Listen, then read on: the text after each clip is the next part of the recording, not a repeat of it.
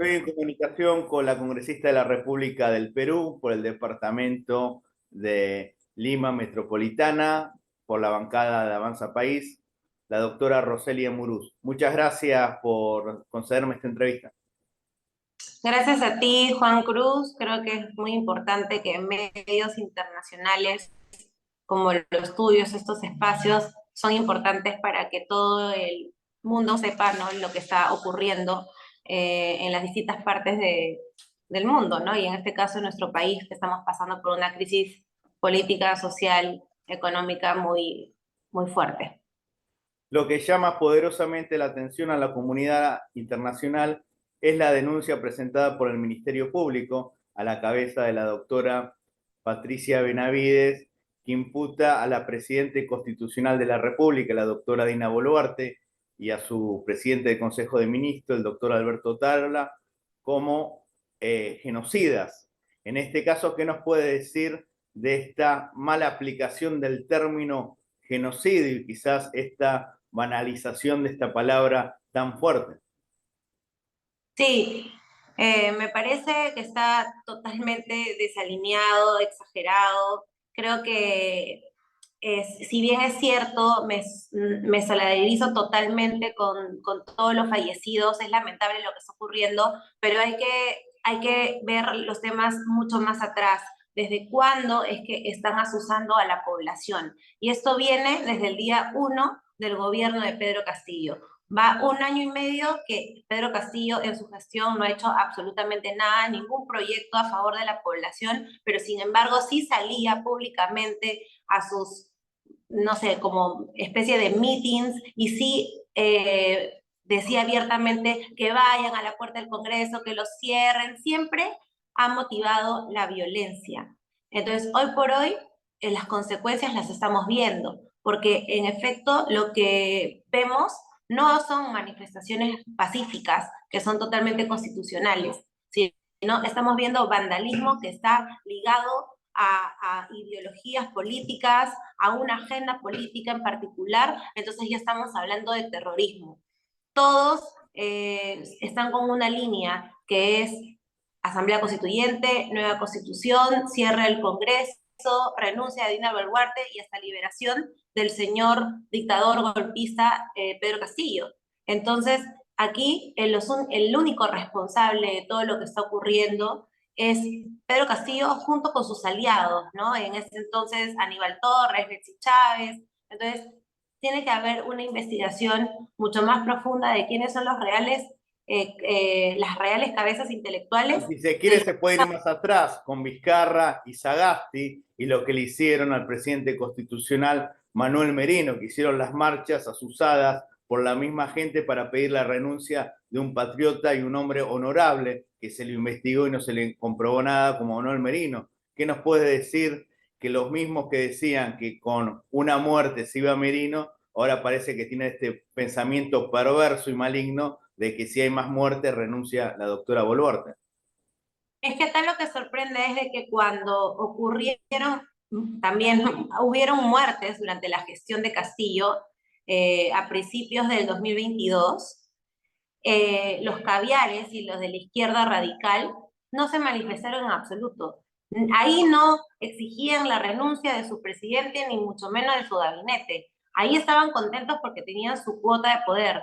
En la época de Sagasti también, o sea, acá estamos hablando de una unión entre la izquierda y los caviares, que finalmente hoy, al ver a Dina Boluarte, que está colocando un gabinete técnico que definitivamente hay que continuar con nuestro control político, evaluarlo, se van en contra de ellos, pero sin límite alguno, porque lo que hemos visto el día de ayer ha sido descabellado. Ver congresistas de la República que bajen de manera violenta y se les confronten al premier y a los distintos ministros ha sido vergonzoso, una vergüenza nacional, realmente.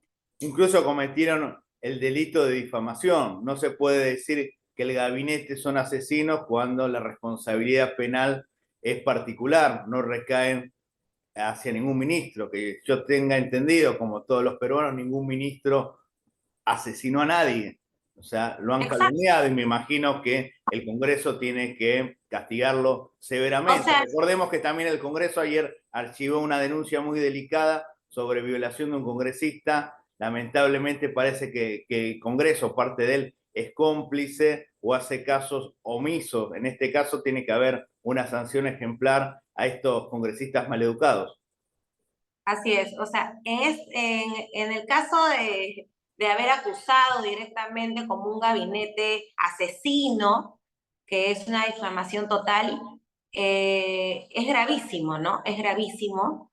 Y sin embargo, con el tema de Freddy Díaz, nosotros podemos observar quiénes han sido los congresistas que han votado en abstención, quiénes han sido los que han votado en contra, quiénes se han ausentado y quiénes han votado a favor de este caso. Finalmente, los que lo han blindado han sido varios de los congresistas de izquierda. Entonces, no tiene un poco coherencia como que quieren ahorita reclamar que hay violencia, que hay asesinatos de parte del gobierno, pero sin embargo ves un caso en particular de un congresista que ha cometido un acto contra la mujer, que sin embargo eso lo va a tener que determinar la fiscalía, se va a tener que investigar. Nosotros no somos jueces, pero sí podemos hacer un juicio político. Igual, Y final, Roseli, hubo un hecho de indisciplina que estaban libando licor en la oficina del Congreso, que esto también es una falta grave, porque me imagino que no se debe, por reglamento, beber licor en una dependencia oficial. O sea, ya sí, cometió esta falta que está comprobada. La otra, la justicia tiene que investigar.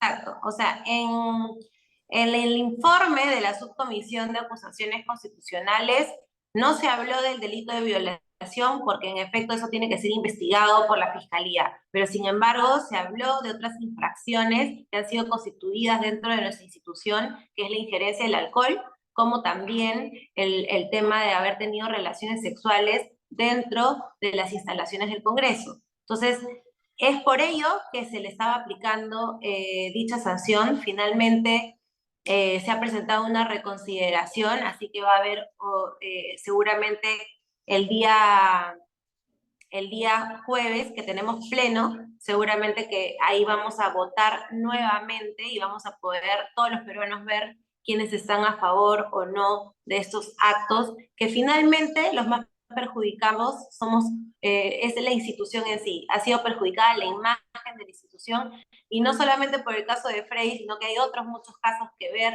como el tema de los niños, que también han seguido perjudicando nuestra imagen y que finalmente los de la izquierda siempre se agarran del porcentaje de desaprobación que tiene el Congreso cuando los únicos responsables son ellos.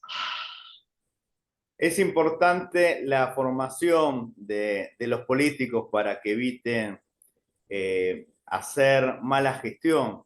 Tú tienes formación, tú vienes de cuna política, tu padre lamentablemente que falleció fue un gran político, Roger Amurús, y por tu experiencia política hiciste una ley muy interesante que es el pedido de remoción de las autoridades del Jurado Nacional de Elecciones y de la Oficina Nacional de Procesos Electorales, la OMPE, porque recordemos que en las últimas dos elecciones la labor de dichos organismos fue muy cuestionado en la segunda vuelta electoral entre Castillo y Keiko y en la última elección municipal, donde a último momento se cuestionaba algunas alcaldías en Lima que después se pudieron solucionar. En este caso, ¿cómo es el tratamiento de este interesante proyecto? Así es, Cruz. Qué bueno que me lo preguntas porque en realidad ha tenido bastantes comentarios a favor, como también bastantes críticas a este proyecto. Yo lo que estoy proponiendo es el recorte del mandato las autoridades del sistema electoral, en específico del Jurado Nacional de Elecciones y de la OMPE, más allá de los cuestionamientos que han habido bastante fuertes en su momento, que eso ha creado bastante desconfianza en la ciudadanía. Yo me he basado en el artículo 180 de la Constitución, que establece que las autoridades del sistema electoral están por un periodo de 4 años. Entonces, el espíritu de nuestra Constitución es que cada elección tenga nuevas autoridades en el sistema electoral para conservar la transparencia. En ese sentido, es que presento este proyecto, ¿no? El cual ha sido cuestionado, pero ¿por quiénes? Por ellos mismos. O sea, el mismo Salas Arenas ha salido a distintos medios de comunicación a hablar que eso es inconstitucional, son una entidad autónoma. Disculpa la interrupción. Por ejemplo, el caso del quinto miembro del Jurado Nacional de Elecciones, el reemplazante del doctor Chanamé por elección de los abogados, es el doctor Willy Ramírez Chávarri, que asumió el año pasado. O sea, él podría continuar o también se le recortaría el mandato, ya que tiene menos de un año de servicio. Solamente he tocado el tema del presidente.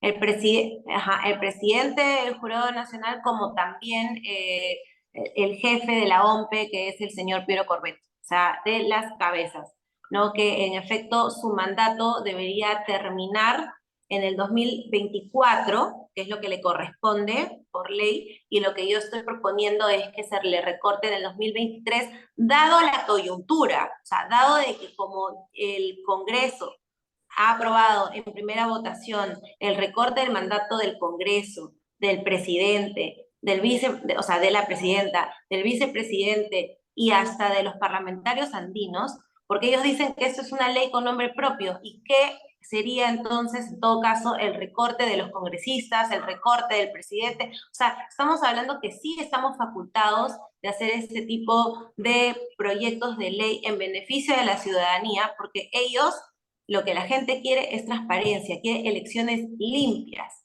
Y no hay que olvidarnos que en su momento, en las elecciones del 2021, también hubieron cuestionamientos a estos jefes del sistema electoral. En el caso, básicamente, del Partido de Perú Libre, ¿por qué es que no observó, por ejemplo, que Pedro Castillo era dueño de una empresa constructora? O sea, porque Pedro Castillo no lo declaró. O Sin disculpe, el embargo, caso del actual presidente, la doctora Boluarte, que era funcionaria de la RENIEC y no renunció en tiempo y forma, y le permitieron postular. O sea, claro, también es cuestionable cómo llegó Dina Boluarte a la inscripción para la vicepresidencia. en ambos casos, siendo miembros del Partido de Perú Libre, ¿cómo es que Sales Arenas ahí sí se hizo de la vista gorda, mientras con otros partidos sí fue bastante incisivo? Entonces, es por ello que finalmente yo no puedo tildar de fraude electoral porque no se comprobó y finalmente hubieron hasta también Y pronunciamientos. aparte, disculpa, tampoco se comprobó porque Sagasti no permitió una auditoría internacional, que esto hay que decirlo. También parte de la complicidad de esta desgracia que lamentablemente está viviendo el Perú tiene nombre y apellido y es Francisco Sagasti. Así es. O sea, si hacemos un recuento y nos vamos hasta los inicios, o sea, sí, o sea, estamos hablando que la responsabilidad viene desde aquel entonces. Así es. Entonces, es por ello que es importante que si finalmente nos vamos a ir y van a haber nuevas elecciones en abril del 2023, de 2024, perdón, entonces requerimos de un sistema electoral totalmente transparente. Si no, vamos a volver a tener personalidades como Pedro Castillo o quizás peor que Pedro Castillo y nuevos congresistas, pero sin ninguna reforma constitucional, sin ninguna reforma del sistema electoral. Entonces nos vamos a ir con las mismas condiciones y es lo mismo que nada. Eso es lo que la gente tiene que entender, que la solución al caos no es que mañana nos vayamos todos, sino que nos vayamos de manera responsable y dejemos protegido a nuestro Congreso, porque si sin Congreso no tenemos no tenemos un Estado de Derecho equilibrado, entonces hay que cuidar nuestras instituciones. La última pregunta, tú como congresista de la República, hay que hacer un desagravio al almirante Montoya. Durante la gestión de Castillo, muchos medios lo trataron de loco, de fascista, de golpista. Yo incluso entrevistándolo a Jorge le dije, y lamentablemente el almirante Montoya tuvo razón de lo que era Castillo. ¿Qué nos puedes decir sobre esta campaña perversa que sufrió de algunos medios de comunicación el patriota Jorge Montoya Manrique? No, es lamentable que tengamos, ¿no? Tengamos la dicha más bien de tener héroes nacionales como el almirante Montoya, como el almirante Cueto, como el mismo general Williams, el general Quiabra, y finalmente sean golpeados de esa manera porque es su fórmula, ¿no? Es la fórmula de la izquierda extrema, pero finalmente el tiempo nos ha dado la razón a la oposición. Yo, tenemos la primera vacancia fue presentada por Avanza País. Yo presenté también en su momento una moción de exhortación a que renuncie Pedro Castillo. Era evidente que Pedro Castillo no iba a renunciar, se iba a aferrar al poder, porque sabía que el día uno que él se iba del poder, iba a terminar preso, que es lo que está pasando en la actualidad. Así que, repito, el tiempo nos dio la razón. Muchísimas gracias. Que viva el Perú. Gracias, muchas gracias.